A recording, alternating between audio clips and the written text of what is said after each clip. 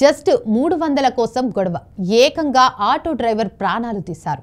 జగిత్యాల జిల్లాలో అమానుష ఘటన ఒకటి వెలుగు చూసింది. 300 రూపాయల కోసం ఓ వ్యక్తి బలయ్యాడు.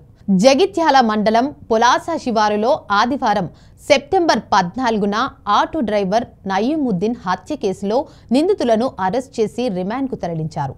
పోలీసులు ఈ మేరకు ఏర్పాటు చేసిన వీడియో సమావేశంలో జగిత్యాల డీఎస్పీ రఘుచందర్ హత్యకు సంబంధించిన షాకింగ్ విషయాలను వెల్లడించారు.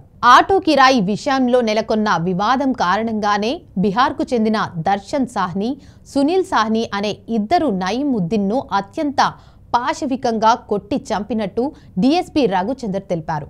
నిందితులిద్దరూ హైదర్పల్లి శివారులోని శ్రీ మణికంఠ రైస్ మిల్లులో కూలీలుగా పనిచేస్తున్నట్లు గుర్తించారు. మృతుడి సోదరుడు ఫిర్యాదు మేరకు కేసు నమోదు చేసిన పోలీసులు సీసీ కెమెరాల ఫుటేజ్ ఆధారంగా నిందితులను గుర్తించినట్లు తెలిపారు.